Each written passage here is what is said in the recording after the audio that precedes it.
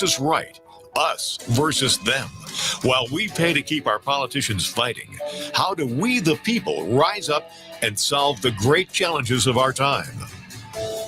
We do it by embracing freedom and liberty. There may be no such thing as a free lunch, but this hour is as close as it gets. Welcome to A Free Solution. Welcome to A Free Solution. I'm Kevin Wilson, your host for today. Thank you so much for joining us. Appreciate y'all being here. We're live here on WYSL. Give us a call, 585-346-3000. That's 585-346-3000. Here until, again, 1 p.m. on WYSL. But shout out down the line to our friends listening over at WACK out in Newark, listening a little bit later today, and our friends listening online, the Kevin Wilson Facebook page and Twitter, and the Free Solution Facebook page and YouTube channel, wherever you're listening today. Appreciate y'all being here. Thanks again for joining us. And so we got a couple topics coming up today. So we have some fake news that I accidentally shared over the weekend, but we'll talk about like what happened there, what the story means for criminal justice reform stuff, and my mistake there. Some talk a little bit about Colin Powell, and then maybe we'll talk about some topics that I wanted to talk about with Tim on Friday, but we missed it. Went on a long rant about, I think it had something to do with peacocks, something instead. Anyway, so let's talk about the fake news that I posted, though. There's this article that was going around local news sites and a few others, and said Nike executive Larry Miller admits he murdered teenager in 1965. And I saw this, like, oh, okay, that's interesting. And I read the story, and read the whole thing. It doesn't mention, in most of these stories posted on a lot of the websites, it doesn't really mention anything about the guy actually going to jail for that. So the way I read that was, okay, so this guy admitted to a murder 50 years ago, and he didn't go to jail. And I posted that. I'm like, oh, that's a very strange thing to admit. I don't think there's a statute of limitations on that stuff. It's are people going to prosecute this? And the way I read all these news stories. Now, shame on me. I posted that thinking that was the case because I didn't see anything about him going to jail for it. There's something that he had done when he was 16, and now he's an executive. He had roles in different basketball things. Now he's like the executive of like the Jordan brand for Nike. Like, that's fascinating. He said, the way the story had presented was to invoke outrage, and people like me, like, hey, what, this guy's literally talking about murdering someone, and everyone's just like, yeah, what an inspiring story. The headlines got me. I didn't read enough into it. The original Sports Illustrated story, where the guy talks about this, he's promoting his book, did talk about the fact that he served some time for this. And it just kills me that, like, I didn't catch this. I didn't do enough research. I posted something, it spread my misinformation about this story. But turns out, again, he went to jail from age 16 to age 30. He served 14 years for killing someone. And the guy, that he killed it was totally senseless. It was ridiculous gang violence. He'd killed someone he thought was associated with the gang. It's a horrible thing. And so, knowing that, though, it did change how I viewed whether or not this is not. I don't think it's ever something to celebrate. He killed someone, but again, if someone committed a crime that long ago, do you forgive them? Do they serve time? Like, to me, if you never got any punishment for that crime, if you'd killed someone even at age 16 and you're 72 now, which this guy is, does it make sense to punish someone for that?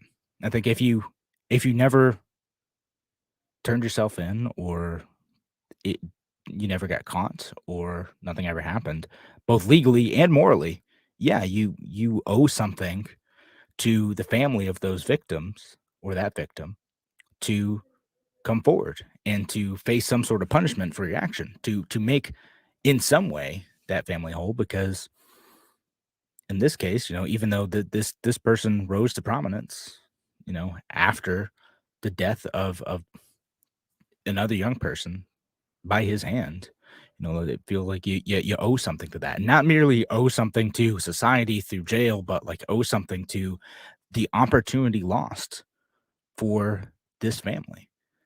And I talk philosophically about how do we treat violent crime on this show. Again, if you are in a position where you're wealthy and successful and you took someone's life a long time ago, what do you owe that victim's family? What do you owe society? In this case, I think quite a lot. You cannot restore that life. Now, I don't think that you should have to go to jail for the rest of your life for this. In most cases, people do stupid, terrible, violent stuff when they're younger. I think it is possible to grow into a different person who is ashamed of that, who would never do that thing again. There should be some opportunity for grace and forgiveness when very young people do terrible things and grow out of that. I don't know where you draw that line. I don't know where a victim's family would draw that line. But in this case, when people were talking about this as an inspiration, I feel a little mixed about this. Again, here's a guy who killed someone at 16, got out at 30. It's a long time in jail, 14 years, half his life at that point.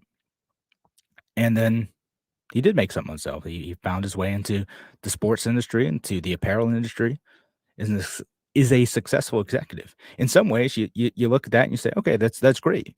If you're someone who serves time, it is possible to move on. It is possible to find success. It's possible for people to either overlook your past, or in this case, he just didn't tell people about his past. Now, I think that's definitely less possible today, right? Like now, you're going through, and unless you have that question banned, like you people ask if you have a prior criminal record, it's based on reputation, it's based on all this stuff, right? At whatever point he entered the workforce, he was apparently able to work his way through that without people digging into that background, which is interesting. That a lot of people he worked with at Nike didn't know this, didn't understand this. And again, the way they see this is, hey, this one moment when you're younger doesn't need to define your entire life. And part of me agrees with that, but part of me thinks like, well, again, if you do that and you are successful later on in life, what do you owe society? What do you owe the victim's family? Because they never got that same chance to succeed. You don't know what would have happened if the other young man who was killed, it's totally senseless crime, what would have happened to him, his family, his life? Would he have been just as successful? What happened in absence of him? And so I don't really have a conclusion to that. Again, my general thought is that we should extend more grace to people who commit stupid crimes when they're younger, and then they get out when they're older. They've served their time, their debt to society. There should be ways to make recompense to a victim's family in a way that's more substantial than just, well, we're going to lock them up for a couple dozen years and then what? How is society, the family, anyone better off after that happens? The only time that makes sense is when someone is so legitimately dangerous that you need to keep them locked away, or if there's an opportunity to reform. Yeah, sure. Maybe that's what needs to happen in some cases, but I don't see how keeping someone in jail for the rest of their life. And I got people saying, in comments, and I've seen this in some news stories. Yeah, this person should be in jail forever. Should never have gotten out. I don't know how that serves society either. If this man had stayed in jail for the rest of his life for that crime, would that make sense? What value did he contribute to society after? I don't know a ton about this guy. Again, I imagine he's worked hard and done good things from a business perspective to get into that position that he's in at Nike post getting out of prison, right? He got like an accounting degree and worked his way up through a bunch of stuff. Great. He probably added value, and that's why people kept hiring him. And they didn't look that close at his background because they just figured, well, he's providing value. He's doing a good job. He's a good hire.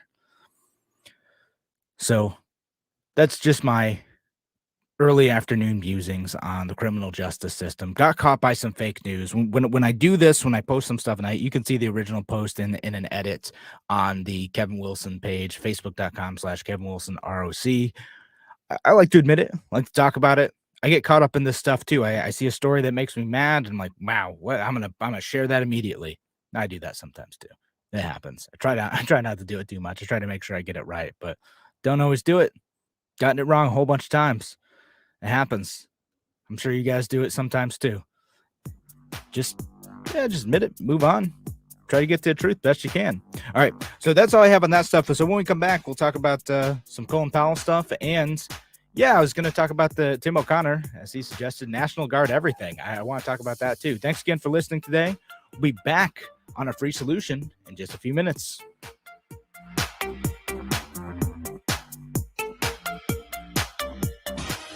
Your business relies on computers and technology to operate. Slow, unreliable networks and servers can cause unplanned downtime and affect your bottom line. The experts at Simple Tech Innovations are here to help. Their preventative maintenance program ensures that your computers and network are kept up to date and monitored for any issues, keeping your business running smoothly. They also help clients achieve HIPAA, PCI, and New York State cybersecurity compliance to keep your network safe and secure. Whatever your business IT needs are, Simple Tech Innovations should be your first call. They've won the Best in Rochester 8 years in a row and have an A+ Better Business Bureau rating. Call them today for a free consultation at 585-200-3182. That's 585-200-3182. Simple Tech Innovations. Inside the Taylor Laboratories. Hey, Tony, what you doing? A little experiment, Zach. Look what I have under the microscope. Ugh, what's that? A sample of indoor air. How can it be that dirty? Don't AC and furnace filters help? Only with dust, Zach. But when Taylor installs a whole house APCO air purifier to detox the air, odors, chemicals, mold, bacteria, and viruses are removed. For clean indoor air. Yep. Ain't science awesome? Taylor, 500 help. A message from the National Police Association. It used to be that any able-bodied person would offer to assist a police officer in danger. Now, passers-by are more likely to take a video. There's a better use for your phone when an officer's in trouble. Call 911. Tell the operator where you are and what you see. Then, start your video to provide evidence later. To learn more about how you can assist law enforcement, visit nationalpolice.org. That's nationalpolice.org. Why do businesses choose to move their website from Wix and Squarespace to Simple Tech Innovations? Maybe it's their excellent customer service or attention to detail. Maybe it's their ability to give a truly customized solution. Or perhaps they just like the fact that Simple Tech is a local small business that builds great relationships with its clients. Whatever the reason may be, you can rest assured knowing that the local team at Simple Tech has your best interest in mind when building or updating your website. They're hands-on and love helping customers achieve their goals. But don't take my word for it. They've won the Best in Rochester 8 years in a row and have an A+ Better Business Bureau rating. If your website doesn't match your dreams or isn't achieving your goals, give the professionals at Simple Tech Innovations a call today for a consultation at 585-200-3182. That's 585-200-3182. Simple Tech Innovations. A free solution.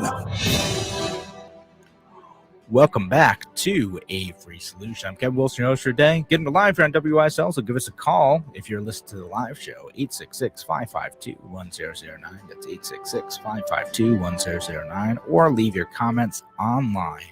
Appreciate y'all being here. And comment from Tim O'Connor says, I forgive you, Kevin. Oh, thank you, Tim. Forgive me for the sin of sharing fake news. It happens. Sorry. Shelly says, fake news shouldn't be available for you to share.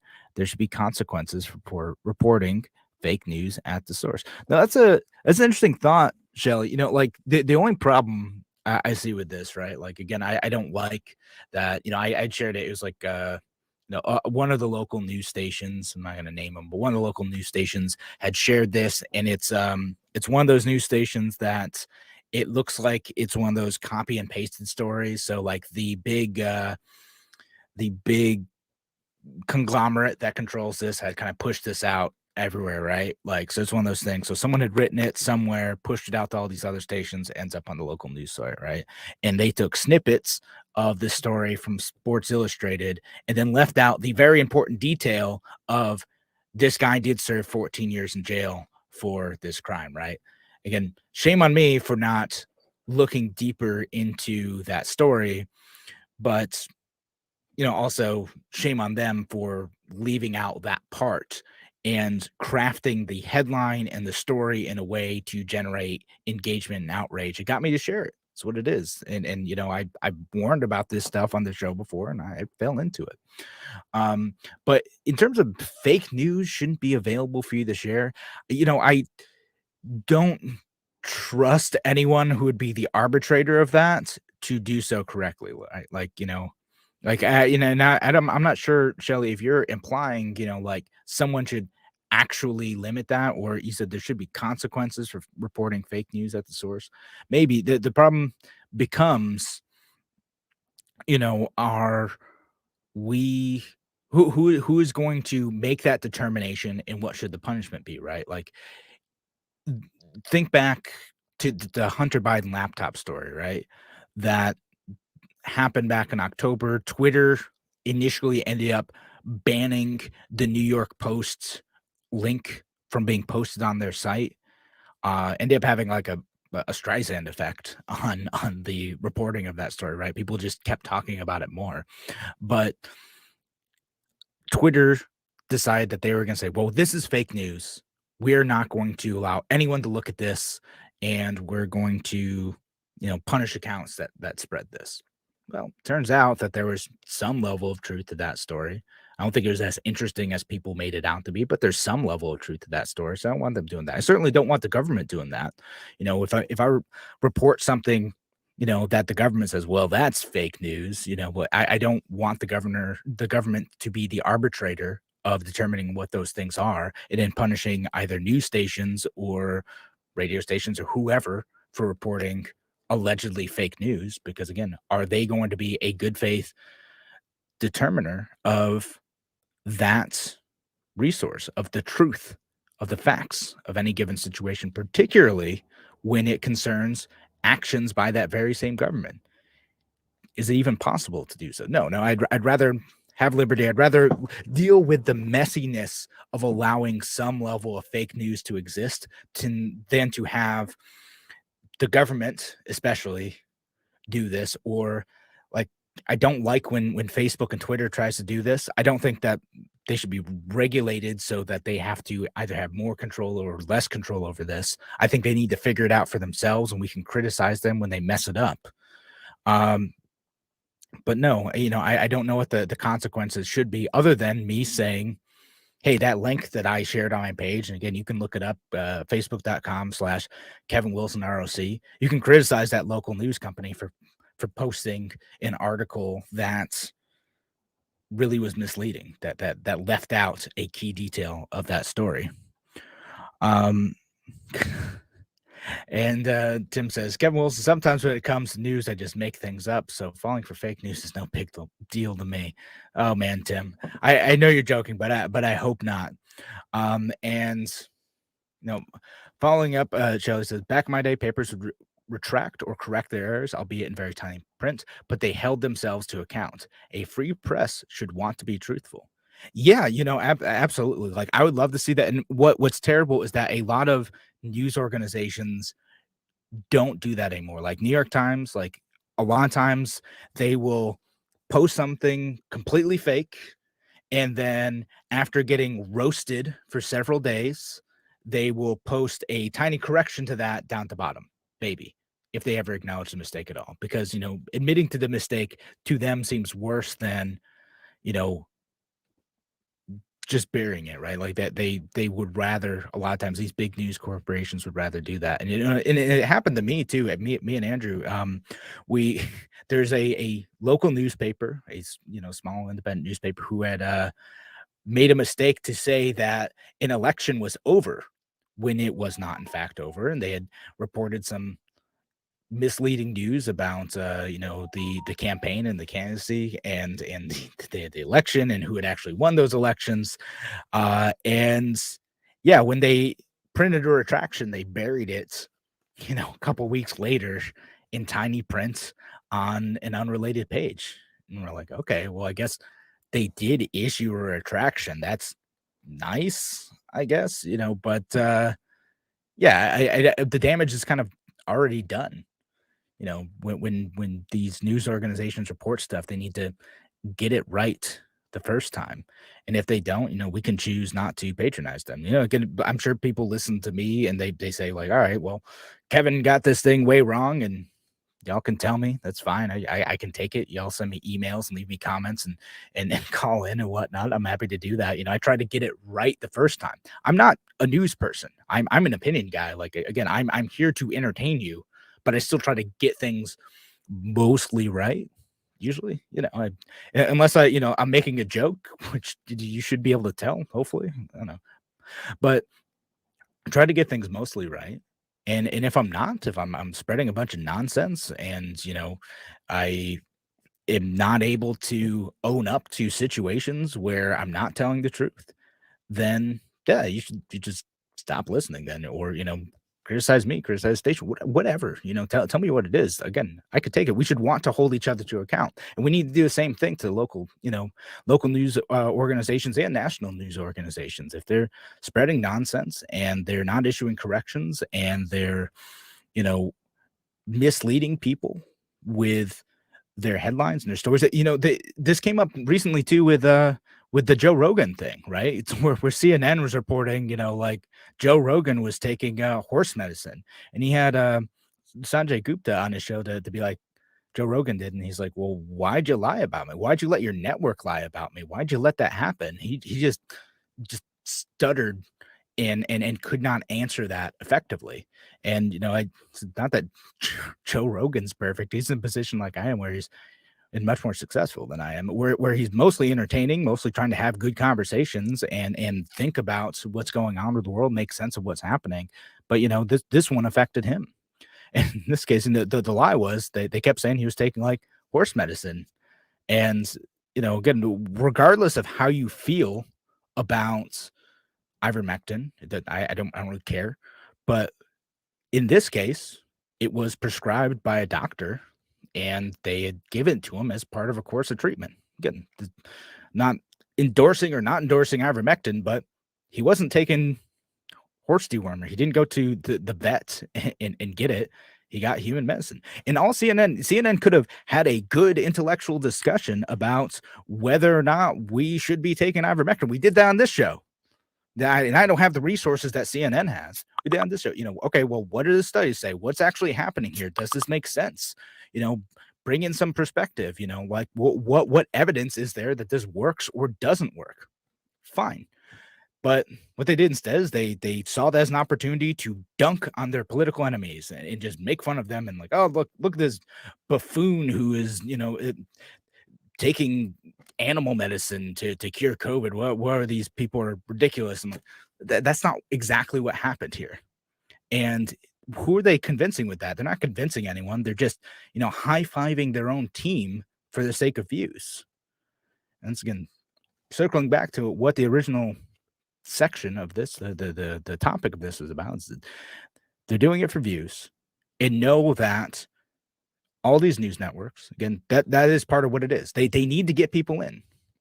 So looking at these stories, looking at what's happening here, whether from CNN down to your local place, understand how their drive for viewership can sometimes lead to a good story getting misrepresented for the sake of cheering on your team or making people mad or just laziness. It could be any one of those things. Again, I got caught up in the two.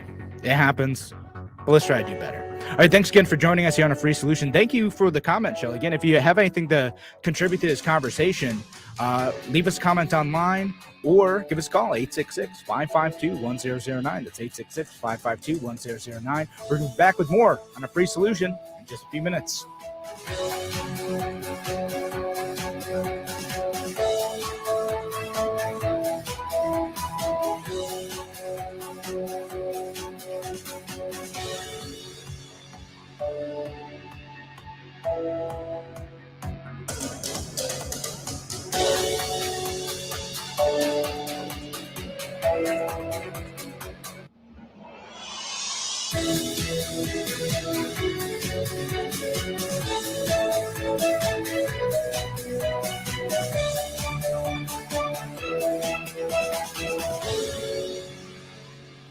Fly the flag, stand for freedom. WYSL. AM 1040 Avon Rochester, FM 92.1 Rochester, and FM 95.5 Spencerport. Here's the latest forecast from the News 10 NBC Weather Center. For tonight, partly cloudy, bit of a chill out there. We'll drop down into the low 40s. Couple towns could hit the upper 30s, maybe a little valley fog. On Tuesday, we're going to see a big turnaround with plenty of sunshine, a milder afternoon into the mid 60s. And on Wednesday, we could be up near 70 degrees with sunshine. Showers will arrive on Thursday, much cooler to end the week. I'm Rich Cordelia, WYSL.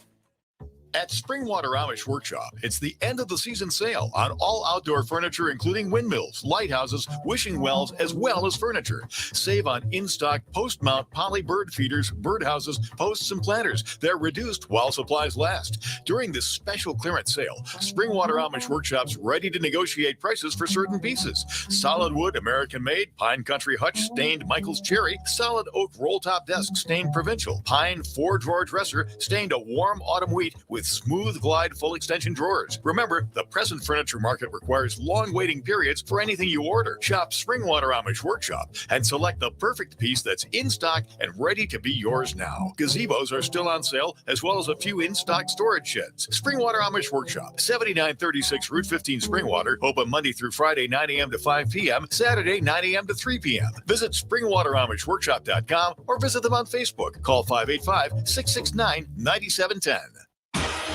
Your business relies on computers and technology to operate. Slow, unreliable networks and servers can cause unplanned downtime and affect your bottom line. The experts at Simple Tech Innovations are here to help. Their preventative maintenance program ensures that your computers and network are kept up to date and monitored for any issues, keeping your business running smoothly. They also help clients achieve HIPAA, PCI, and New York State cybersecurity compliance to keep your network safe and secure. Whatever your business IT needs are, Simple Tech Innovations should be your first call. They've won the Best in Rochester 8 years in a row and have an A+ Better Business Bureau rating. Call them today for a free consultation at 585-200-3182. That's 585-200-3182. Simple Tech Innovations. FM Talk. What's with those injury attorney TV ads these days? Seems like they're in a race to see who can put more lawyer faces on the screen. Even with an 80-inch TV, you can't make them out. What's the point? Maybe they're trying to impress with who's biggest, but it ends up looking like an undergrad photo in your school yearbook, or maybe a dating site from hell. Of course, the one attorney that matters to you is the one who's helping you put your life back together after a personal injury or a motorcycle accident, or handling your DWI defense. Christopher Johnson makes you feel like you're his only client, because when you meet with him, your case gets 100% of his attention. Write this number down. Keep it in your car. 415-3803. 415-3803. At this number, instead of getting lost in the crowd, you'll get individual attention, integrity, experience, and expertise. Write it down. 415-3803. Put the power of one on your legal team. Stay safe, be healthy, drive sober. Christopher Johnson, attorney. Personal injury, car or motorcycle accidents, DWI defense. Hope has been restored in my life through the Word of God and through the Open Door mission. I have so many restored relationships with my parents and my children and other family members. And because of that, I'm taking what's been given to me to help others now. I know that I am not defined by the person that I used to be. I've been transformed, I've been restored, and it's all thanks to the Open Door mission. Restoring hope and changing lives. Go to opendoormission.com. A healthy smile has health benefits beyond just teeth. It's whole body wellness. Don't live with broken, missing, or failing teeth. Lakeview Dental can restore your smile with state-of-the-art dental care. Their approach is providing reliable, comfortable solutions for the long term. Eliminate those endless visits to deal with recurring problems with your teeth. Address your dental concerns once and for all. Find out more at LavoniaSmiles.com or call 346-3028. Lakeview Dental, for the smile of a healthier you. WYSL. Hi, this is Joe Santani from the radio show Medicare U. Join me along with my partner Andrea Zaweski from T65 and Beyond every week as we explore the ins and outs of Medicare. We're your healthcare translators. If you're 65 or will be soon, you'll need this important Medicare information for the best coverage, best health, and best price. Medicare U, Tuesdays at 7:30 and Sundays at 1 on the WYSL stations. WYSL. A free solution. Welcome back to A Free Solution. I'm Kevin Wilson, your host for today. Thanks again for joining us. Again, we're live here on WYSL till 1 o'clock. Give us a call, 866-552-1009. That's 866-552-1009. Or if you're listening online, leave your comments there too. Free Solution Facebook page, Free Solution the YouTube channel, the Kevin Wilson pages, wherever you're listening today. Thank you. Or if you're listening a bit later, either on WACK out in Europe, out in Newark, or if you're listening on our podcast too, wherever podcast we found, wherever you are, appreciate you being here. All right. Anyway, a couple other topics I want to cover today. We'll see what we get to. So one talk about Colin Powell. One talk about a local issue. Actually, a rare issue where I agree with one of the Democrats around here, and maybe we'll get to there's some immigration stuff going on with Biden or the National Guard, everything. We'll see what we get to. You know, we only got 2 segments left. We'll see how it goes. But let's talk about the Colin Powell thing, right? Because every time one of these things comes up, you get kind of like 2 wide responses to this to a guy like Colin Powell. You get the people who gush over them. They say, you know, when someone dies, you shouldn't like criticize them. You should remember the good things that they did. You know, Colin Powell in his leadership as Secretary of State and his military career and all that. And then you get the people who are being, to be blunt, disrespectful about him. Now, both of those are founded in good reasons. There's he did have a long storied career in the military and in public service, and he's had some wise things to say over the years. That being said, his legacy, Colin Powell's legacy, is the Iraq War. He was part of the Bush administration. He was the guy who led a presentation to the United Nations he presented bad evidence, false evidence, untrue evidence of Iraq producing weapons of mass destruction that he later admitted and regretted doing. That he was part of the reason this war that killed thousands of Americans, many Americans, and tens of thousands, hundreds of thousands of Iraqis. And you can't take that back. So the question is, you know, how do we remember someone like this? How do we honor someone like this? Does it matter, right? You know, a lot of people are similar feelings to Donald Rumsfeld. You know, I felt this, man, he has a legacy for which there is blood on his hand. There's a lot of pain that guy caused.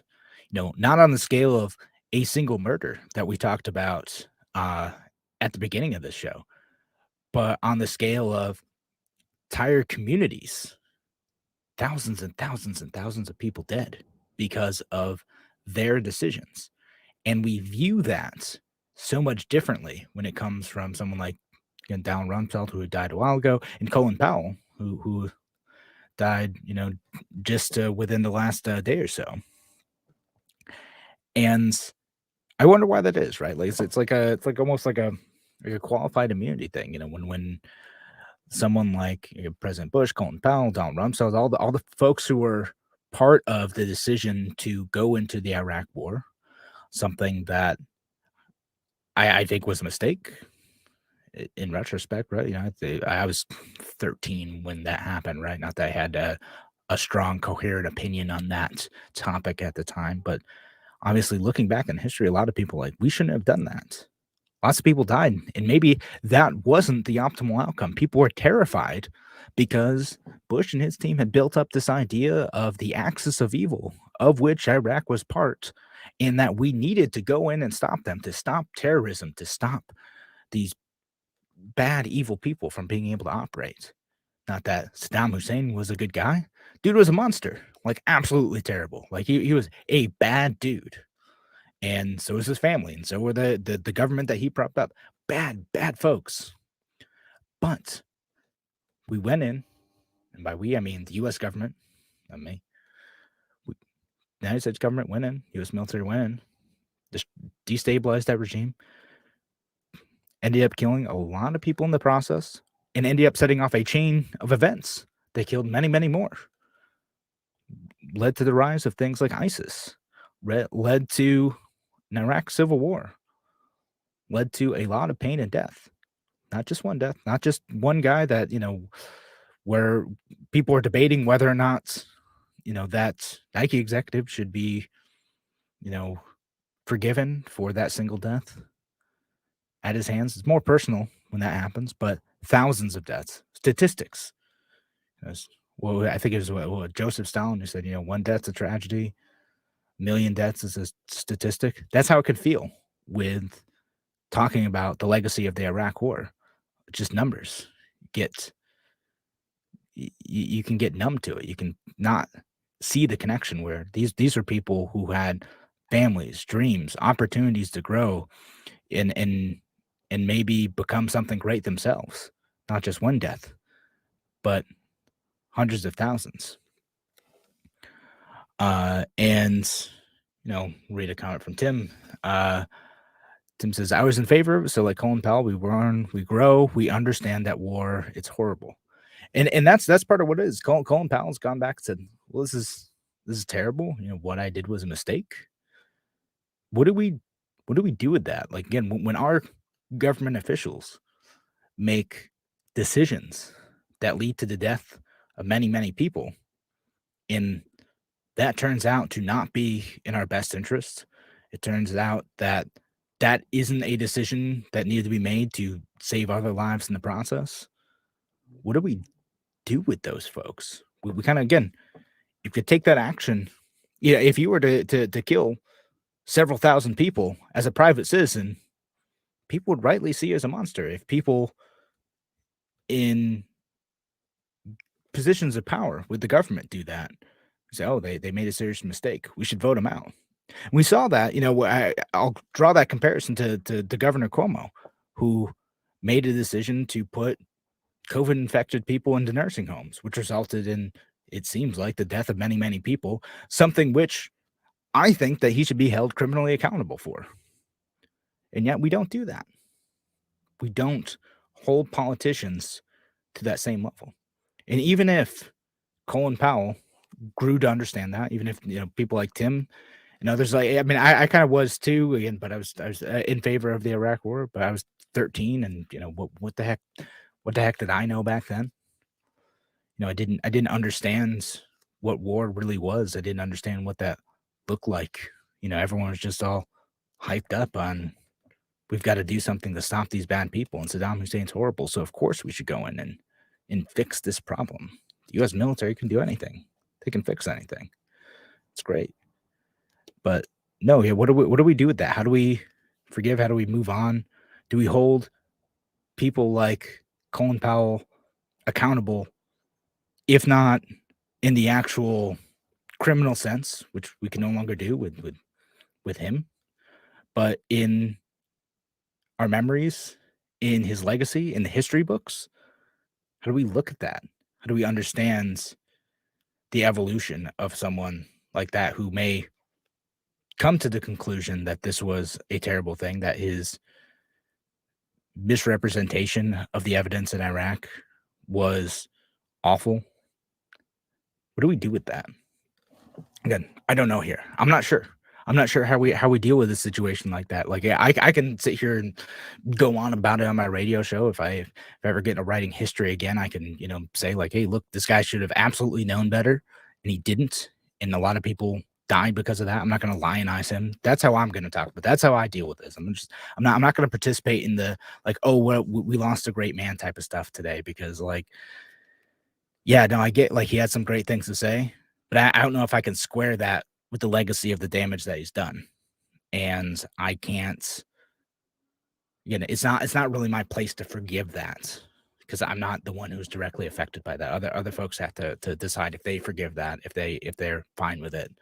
Like, it's not a hate thing. It's more of a, how do we make sure we don't do this thing again? How do we make sure that politicians and political leaders and diplomats don't ever have the hubris to think that they can solve this problem the exact same way, that have the hubris to think that they can make a war that's going to be clean and quick and good? No, that's not acceptable. And if you do that thing, no matter how good you think you are afterwards, your legacy, what the history books write about you, is going to be that you have a legacy drenched in blood. Unfortunately, that's the case with Colin Powell. We have to keep speaking that truth. We have to keep acknowledging that. All right. So thanks again for joining us here on The Free Solution. When we come back, we'll go to a much lighter topic. We'll talk about some local things. We'll talk about the catalytic converter theft. There's an issue that caught my attention, and the reasoning for that, and how we can connect that to a few other issues. Thanks again for joining us here on The Free Solution. We're going to be back in just a few minutes.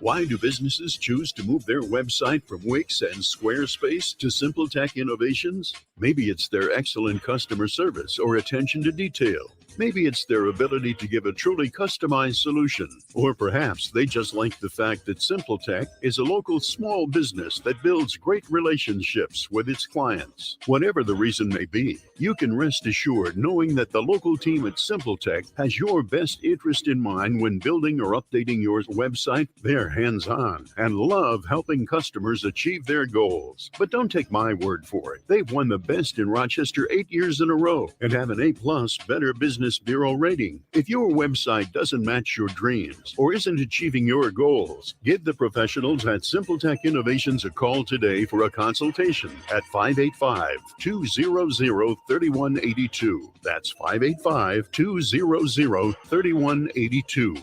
SimpleTech Innovations. Need help with health insurance? The Greece Regional Chamber provides assistance with health insurance for businesses, nonprofits, families, and individuals throughout our region. We pride ourselves on the personalized service that we provide for our clients. Let us help you find health insurance plans that fit your needs and navigate the paperwork. Greece Chamber Benefit Partners, located at 2402 Westridge Road in Rochester, New York, offers a broad range of medical insurance plans for businesses, nonprofits, individuals, and families throughout the greater Rochester Finger Lakes region, working with insurance companies including Excelis Blue Cross Blue Shield, Univera, and MVP Healthcare. We can also help you access insurance plans through the New York State of Health, the official health plan marketplace. Again, you do not need to live or work in Greece to utilize our brokerage services. We serve the greater Rochester Finger Lakes region of New York State. Visit greecechamber.org to sign up for one of our free health insurance information sessions or schedule an appointment with one of our licensed brokers. Call 585-227-7272. 585-227-7272. Your business relies on computers and technology to operate. Slow, unreliable networks and servers can cause unplanned downtime and affect your bottom line. The experts at SimpleTech Innovations are here to help. Their preventative maintenance program ensures that your computers and network are kept up to date and monitored for any issues, keeping your business running smoothly. They also help clients achieve HIPAA, PCI, and New York State cybersecurity compliance to keep your network safe and secure. Whatever your business IT needs are, SimpleTech Innovations should be your first call. They've won the best in Rochester 8 years in a row and have an A+ Better Business Bureau rating. Call them today for a free consultation at 585-200-3182. That's 585-200-3182. SimpleTech Innovations.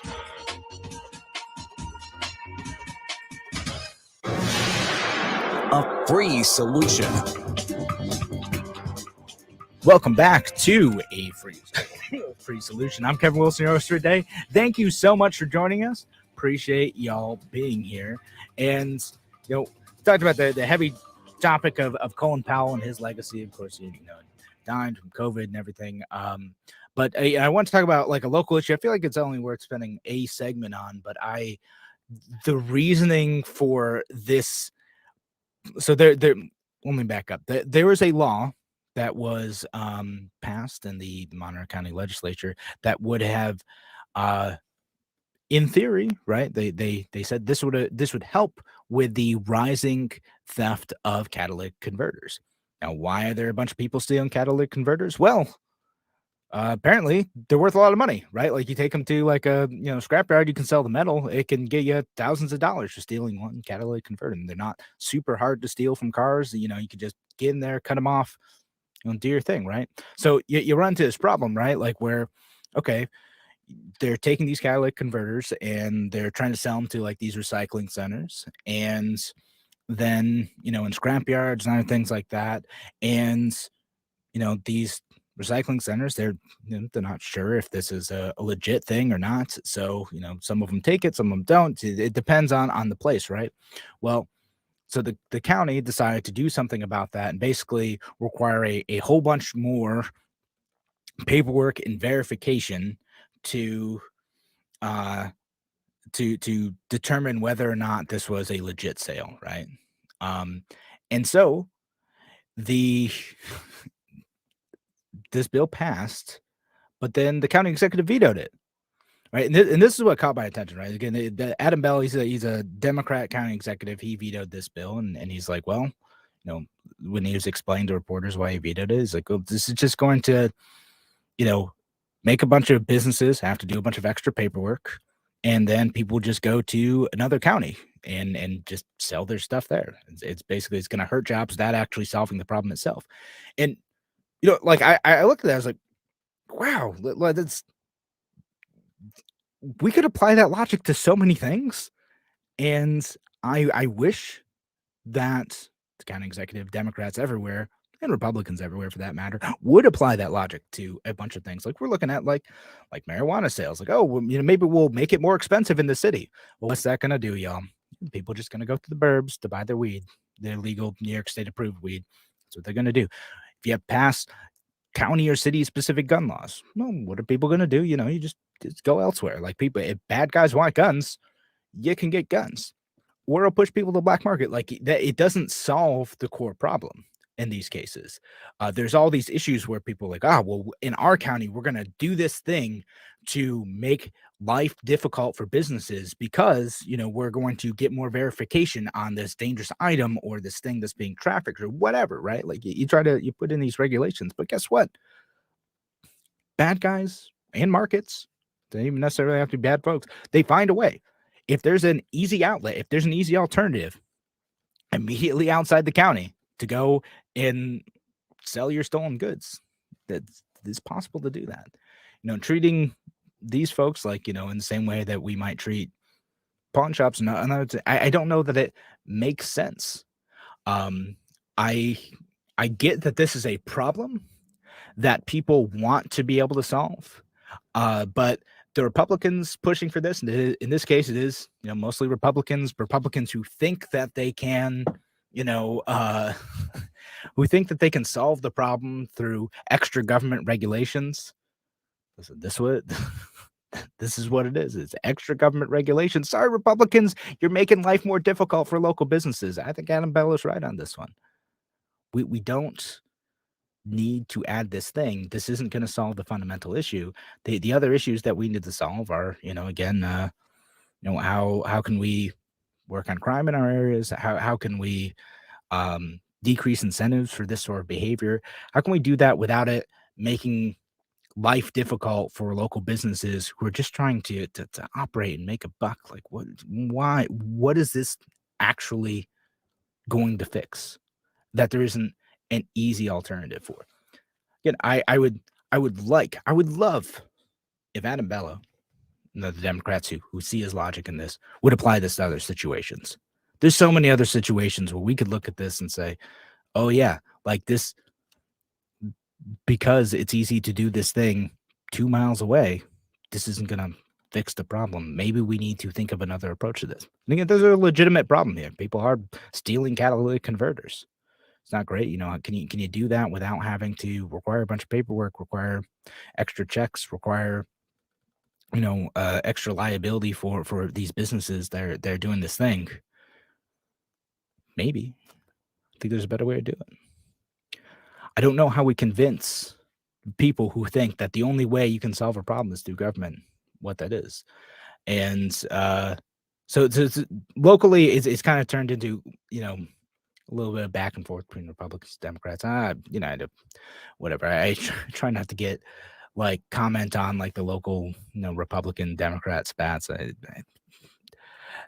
I hope that this is an issue that locally people can talk about a bit more. There's another one too, like fireworks, right? So there's my county legislator proposed to ban all fireworks in the county, basically all ban the sale of all of them, right?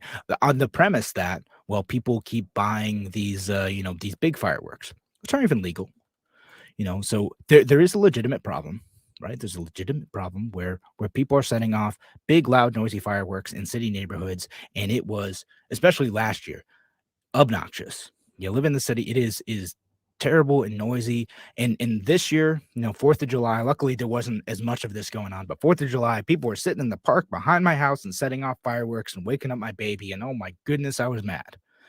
But that doesn't mean that having a blanket ban on fireworks is actually going to solve the issue. Because if you have that ban just within the county, guess what? I could drive 30 minutes down the road and get those same fireworks. And the fireworks that are actually waking up my kid, those are illegal anyway. It's already illegal to do that thing. In the same way, it's already illegal to sell stolen car parts. That is already a problem. No, you can go outside the county. You can do that. You can get around the law so easily. This doesn't fundamentally solve the issue. All it ends up doing is giving a new reason for police or bureaucrats to harass people who aren't actually doing anything wrong. It makes the lives of innocent, good people trying to obey the law more difficult without addressing the fundamental issues.